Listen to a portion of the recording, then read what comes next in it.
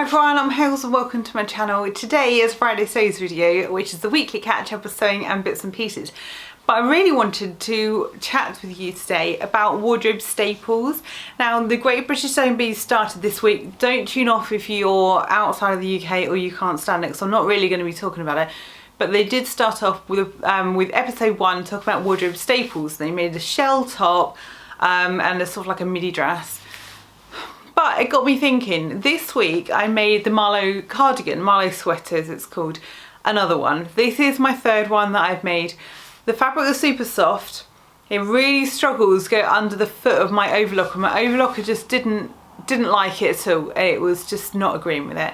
But I got through it, I made it. I found that I missed a bit on the overlock and it hadn't quite caught, so I had to like finish that off, did the buttonholes. It's all fine. It's fine. It's a navy cardigan, and the thing is, I don't think even if it was in a different colour I would feel any more excited about it. And it just got me thinking that the cardigan is a staple. A cardigan is the staple of any wardrobe. Prime example is this cardigan I'm wearing here, which is from the H&M Basics range. It is the cardigan that I wear for work. I think I counted them up. I have about 20 of these in various colours and sizes and ages. They are a wardrobe staple. You can buy them, they're good for work. I'm literally just wearing now what I wore at work today. I work in a school, and so I haven't actually got changed since coming back from school. And I thought I would just show you what I wear, and this would be classed as, I guess, a capsule wardrobe, like a wardrobe staple. So we have black trousers, which I will come on to because I do have something to discuss with you about that. This grey cardigan, and then I'm wearing the lark tee, which I made last month, I think. So it's the scoop neck, short sleeved.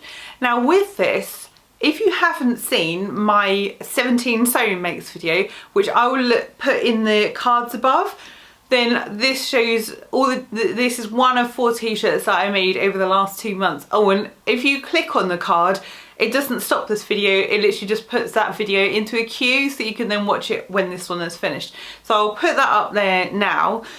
But I made 4 of these in different colours, and they were all scoop neck and all short sleeved, all in the same size, all in the same length, and they were really boring to make. I felt like I was in a factory line because I was making them because I needed t-shirts for work and for home, but mainly for work. And so it was literally just churning them through, and especially when you put them through the overlocker or serger, because it speeds it up and it just feels like production line, like assembly line making. I'm making it because I need it, because it's a wardrobe staple, because I like the pattern and it looks better, or the fabric's better quality than buying a t-shirt from like H&M or somewhere like that. So you make it, but you don't love it, because at the end of the day it is just a t-shirt, but it is a staple of the wardrobe. So where do you, this is what the discussion I want to start now, is that where do you start? As if you're a sewist, dressmaker, any number of words to describe, if you use a sewing machine, you make clothes. Do you make t-shirts and things, or do you buy those and then make extra special things like dresses, trousers, blouses, shirts, coats, jackets, that kind of thing? But the actual staples, is it worthwhile doing that or not? I can't really decide, but obviously I'm wearing something I've made now. This is just a store-bought, and these are shop-bought trousers. Now I will come to these because I will pan down. I may need to just clear the floor a bit, because then you'll see what's behind me, and the house is a complete tip. It's Thursday night and there's washing that's been dried off and aired through in the conservatory because it was raining today, and I have a massive bag full of scraps which I've hidden under my desk. So I'm just gonna quickly, magically tidy that up, and I'm gonna pan down and show you how these trousers fit me and how they differ from ones I've made. Okay, you have no idea how tricky this is to get a good angle, and they're black trousers so you can't probably see them either. These are trousers which have a pleat at the front. They have functioning pockets.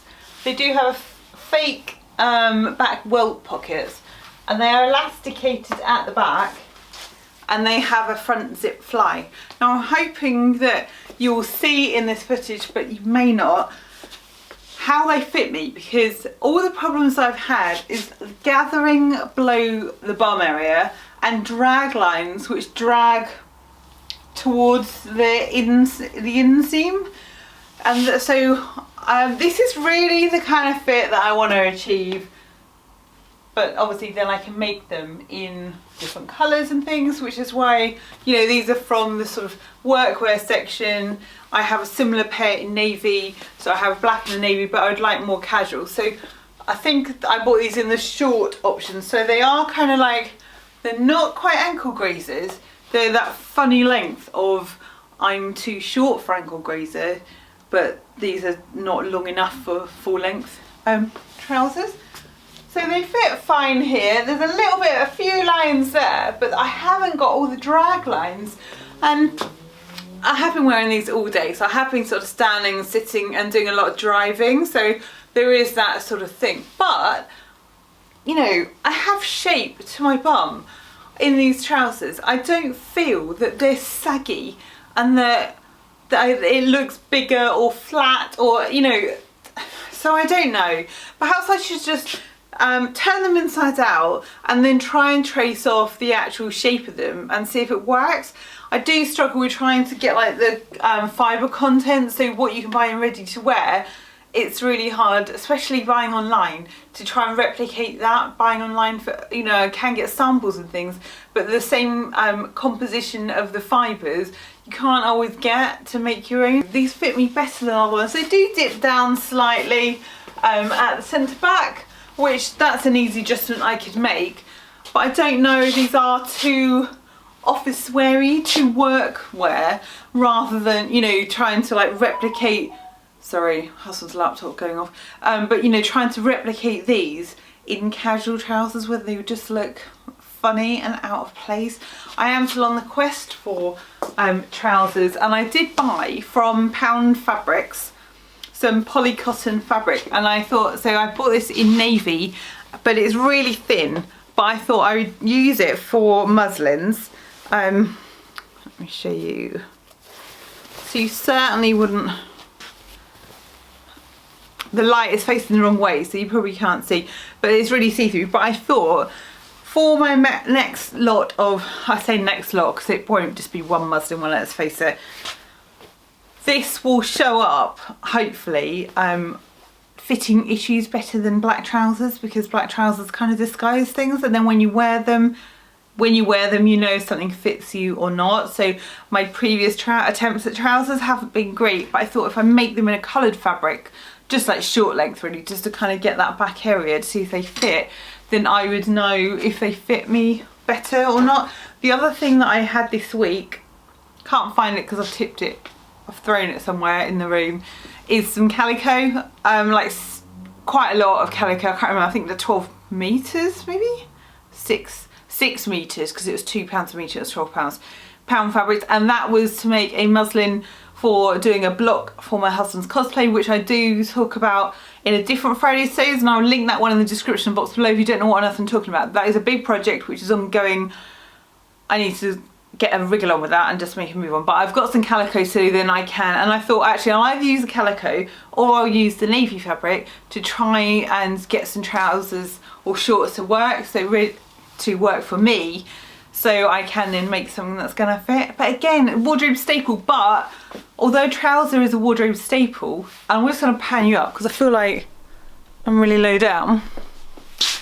Although trousers are a staple of the wardrobe, and you can wear them with blouses and, you know, t-shirts, all sorts of things, you do get that satisfaction if you, well, I assume you do because I haven't quite reached it yet, but if they fit you nice, there's work that goes into them, there's detailing in the pockets and things. So although they're a staple, they're not just like a t-shirt.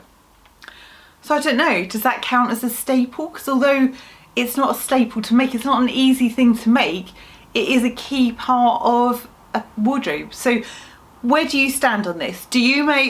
Would you sew t-shirts and things? I'll draw the line. You're not going to catch me making underwear. If someone wants to make some underwear and they have various structures and special fabrics and everything else, I'm quite happy to pay that company, pay that shop and just get that, because I'm not going to be making knickers out of my t-shirts. That is not my thing. I'm not judging anyone else who wants to do that, but for me personally, no, I'd rather be making something more interesting, more worthwhile. But I don't know, the trousers drive me nuts, and so the t-shirts were a good palette cleanser when projects were driving me a bit crazy and they were a bit overly complicated. This is, sorry I'm rambling at you. You're probably thinking, what are you on about? Over here, I'm going to show you, this is the playlist for my trousers fitting. So if you don't know what on earth I'm talking about, then hop over here and I'll see you in this video.